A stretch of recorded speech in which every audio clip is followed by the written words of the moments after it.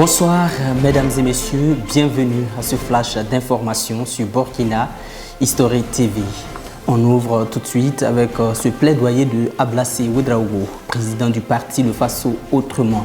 L'homme politique, à travers une lettre ouverte adressée au chef de l'État, le capitaine Ibrahima Traoré, plaide pour un retour au pays de l'ancien président Blaise Compaoré, exilé en Côte d'Ivoire depuis l'insurrection populaire des 30 et 31 octobre 2014.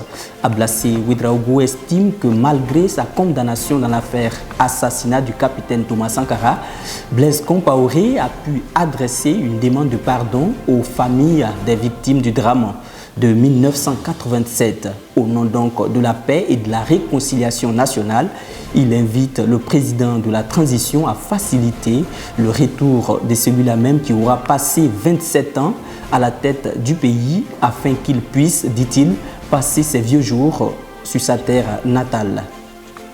Dans l'actualité de ce jour, l'ASE-LC, Autorité supérieure de contrôle d'État et de la lutte contre la corruption, a publié ce 10 janvier une liste de 134 députés qui doivent environ 1,5 milliard francs CFA à l'État burkinabé. Il s'agit de députés de la 7e et 8e législature qui avaient emprunté de l'argent pour l'achat de leurs véhicules personnels et non encore remboursés.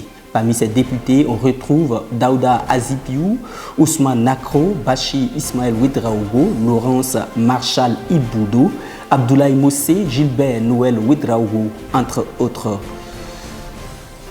Parlons à présent de diplomatie. L'axe Ouagadougou-Moscou se renforce davantage.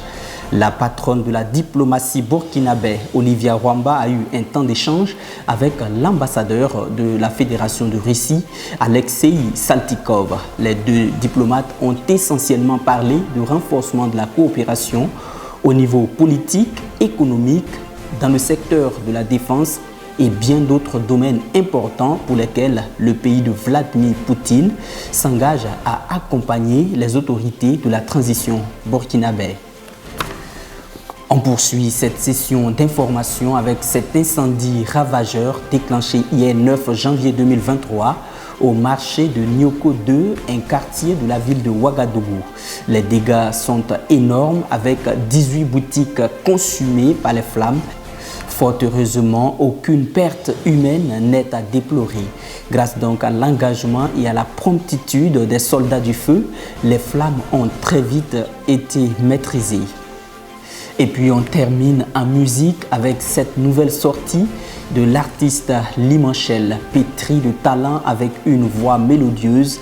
Cette autre étoile montante et valeur sûre de la musique burkinabé met à la disposition des mélomanes un opus de 5 titres qu'il choisit de baptiser Substance Rose. C'est un album riche en couleurs, en sons et en mélodies. L'artiste chante particulièrement l'amour dans le titre éponyme Substance Rose, Doubéi ou encore Prends-moi. Dans les autres titres, Ghetto, il rend hommage à un ami parti trop tôt.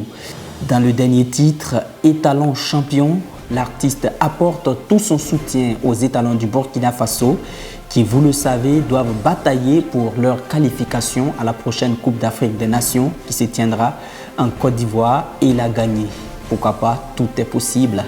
Mesdames et messieurs, c'est tout pour cette édition. Merci de l'avoir suivi.